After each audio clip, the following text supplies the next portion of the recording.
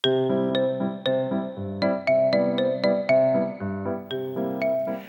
语文千万字，大家要跟大家做伙来捌一字。今仔日要甲大家小解这一字，咱生活中嘛常常讲会到，这里读做肥，读做肥，这是读白音。肥就是动物由较高的部分，咱讲肥。像讲猪啊，A 肥 A 肥，蚕若是真水真营养，咱讲真肥。另外，正农作物的营养剂，咱讲落肥；用稻的，咱讲凹肥。啊，若是放咧制作肥料，互伊发芽，嘛有人讲是咸菜，有人讲咸肥。啊，肥就是鸭水肥，用鸭的。啊，若是一粒一粒粉的，咱就讲鸭肥。这个文音读做肥，像讲中国一个地名读做合肥。带大家做伙来小解两个词。头一个咱读做肥卒卒，这个意思代表讲做肥的，像讲这只猪仔肥卒卒。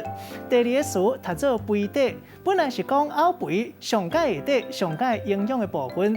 落尾嘛当讲是代表代志发展的基础。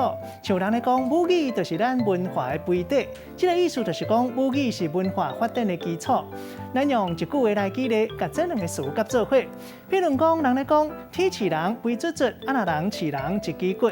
这句话意思是讲，咱人是看天咧食饭，天生地养，天地就是咱人生存的肥底。